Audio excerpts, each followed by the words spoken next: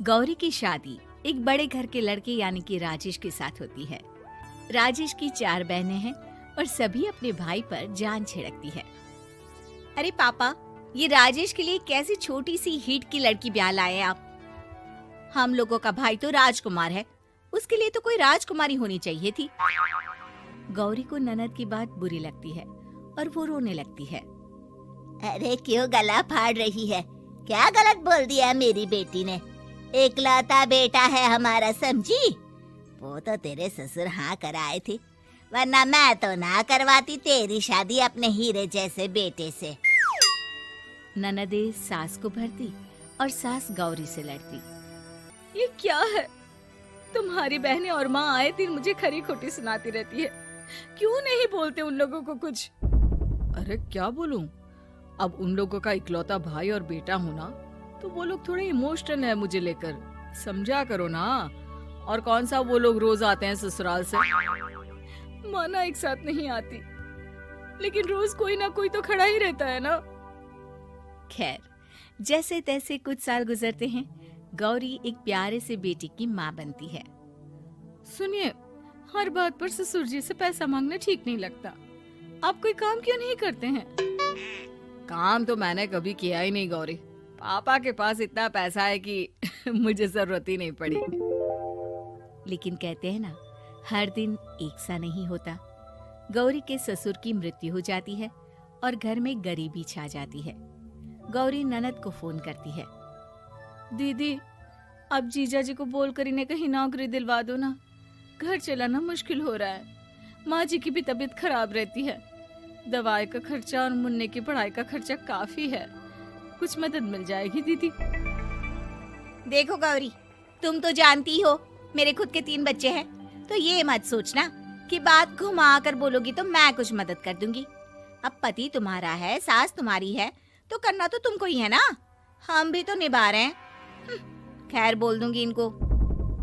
गौरी समझ जाती है। वो दूसरी ननद को फोन करती है, लेकिन माँ से भी उसे कुछ ऐसा ही जवाब मिलता है। अरे भाभी, हमारा भाई कैसे काम करेगा? वो तो राजकुमार है। बस आप जरा माँ का ख्याल रखो, उन्हें कोई तकलीफ मत होने देना। बाकी करते हैं बात आराम से। गौरी के सामने संकट आ जाता है कि वो कैसे अपना परिवार चलाए। ना पति काम करना चाहता है और ना ननदे मदद।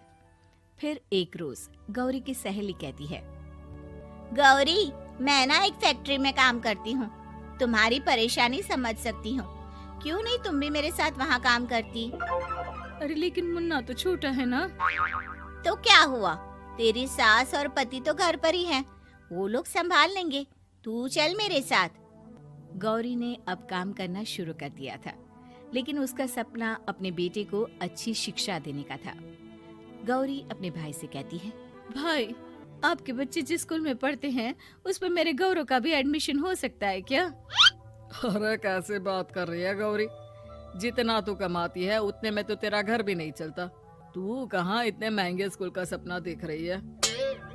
लेकिन गौरी भी ठान लेती है कि वो किसी न किसी तरह अपने बच्चे को अच्छे स्कूल में पढ़ाएगी। माँ जी, ये मेरे गहने हैं, मैं बेच रही हूँ। गौरव का कल एडमिशन है। अरे वो तो ठीक है गौरी, लेकिन आगे की फीस कैसे मैनेज करेगी? और ज्यादा मेहनत कर लूंगी माँ। गौरव कुछ बन गया तो हम लोगों के सारे दुख दर्द दूर कर देगा। गौरी, हम लोगों ने तुझे गलत समझा, लेकिन तू ही थी जो ये घर लेकर चल रही है, वरना कब की अलग हो जाती। गौरी सास की ओर मुस्कुराकर देखती है। आप भी तो मेरा साथ दे रही है ना। अरे कभी खाने में अंडा या मुर्गा भी खिला दिया करो।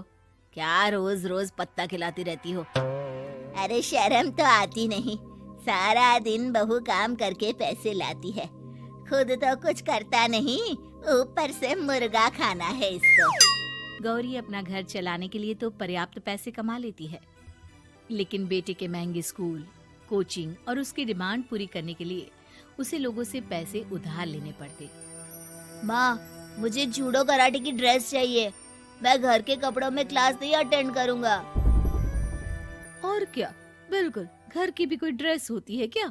मैं कल ही ला दूंगी। हाँ बच्चा, तू बस मन लगाकर पढ़ाई किया कर। उसके जाने के बाद कहाँ से लाएगी पैसे ड्रेस के? माँ वो पास वाली चाची से कुछ पैसे उधार लूंगी। अरे सभी से तो उधार ले चुकी है तू। कर्जा इतना चढ़ा लिया है कि पूरा जीवन भी कमाएगी तो उतार नहीं पाएगी। अरे माँ जी, गौरव कुछ बन जाए तो मुझे कमाने की क्या जरूरत, फिर तो मैं बस रानी बनकर राज करूंगी। एक दिन गौरव कहता है, माँ मेरी नौकरी लग गई है, वो भी अच्छे पैसों में। अब हम लोगों के बुरे और दुख के दिन जल्दी खत्म हो जाएंगे। गौरी की खुशी का ठिकाना नहीं होता। वो सास की फोटो के सामने हाथ जोड़ती है कि उसका पति उसे कहता है, देखा गौरी, तेरी तपस्या खत्म हुई। इतने सालों से जो तू फैक्ट्री में नौकरी कर रही है, अब तू आराम कर सकती है। अरे नहीं नहीं, अभी तो नौकरी लगी है, कुछ दिन कुछ पैसे कमा तो लेने दो। कुछ महीनों बाद गौरी की ननद गौरव के लिए रिश्ता लेकर आती है। अरे भाभी, वो मैं ना रिश्ता लेकर आई थी गौरव के लिए। सुना अच्छा कमा रहा है, क्यों? देखा मेरी बहन कितनी अच्छी है, कितना सोचती है हम लोगों के लिए। गौरी कुछ नहीं कहती, लेकिन उसका मन नहीं होता है कि वो बेटी की शादी इतनी जल्दी कर दे। हाँ वो तो ठीक है, लेकिन अभी कुछ कर्जा है जिसे उतारना है। तो क्या हो गया, शादी के बाद भी उतार लेगा। कम से कम एक लड़की आ जाएगी तो आराम रहेगा। गौरी लोगों के प्रेशर में आकर बेटे की शादी कर देती है और शादी के बाद एक दिन जब अपनी फैक्ट्री में जाती है। मैनेजर साहब, कैसे इस फैक्ट्री में 22 साल काम कर लिया पता ही नहीं चला। अब तो बेटा सेटल हो चुका है, नौकरी की जरूरत नहीं है, लेकिन आप सभी का शुक्रिया। गौरी बहन, बहुत मेहनत की तुमने जीवन में, अब भगवान कोई मुश्किल ना दे। गौरी घर आती है, लेकिन दरवाजे के बाहर से ही उसे बहू और बेटे की आवाज सुनाई देती है। क्या है, तुम्हारी माँ ने तो सोचा भी नहीं कि जो कर्जा वो ले रही है खुद की अय्याशी के लिए, वो हम लोग क्यों भरे? उनका कर्जा है वो देखे। हाँ लेकिन क्या करूँ, माँ को छोड़कर रह भी तो नहीं सकता ना। अरे रह नहीं सकते तो क्या करोगी? पूरी जिंदगी उनका कर्जा चुकाते रहोगे? कल को हमारी भी फैमिली बढ़ेगी, कैसे मैनेज करेंगे? मैं नहीं जानती, साफ साफ बोल दो पैसे नहीं है फालतू के। जिसका कर्जा है वही निपटाए। गौरी बेटे बहू की बात सुनकर स्तब्ध रह जाती है और अंदर न आकर वहाँ से सीधे फैक्ट्री जाती है। मैनेजर साहब, मैं सोच रही थी कि इतनी जल्दी नौकरी नहीं छोड़नी चाहिए, जब तक हिम्मत है तो कर लेते हैं। वो मेरा इस्तीफा ना वापस कर दीजिए। ये बोलकर गौरी की आंख लाल हो जाती है। मैनेजर समझ जाता है कि गौरी की उम्मीद टूट चुकी है। वो उसके हाथ में इस्तीफा रखकर कहता है, कर्जा माँ का है तो माँ ही चुकाएगी। माँ का कर्जा आज तक क्या कोई चुका पाया है?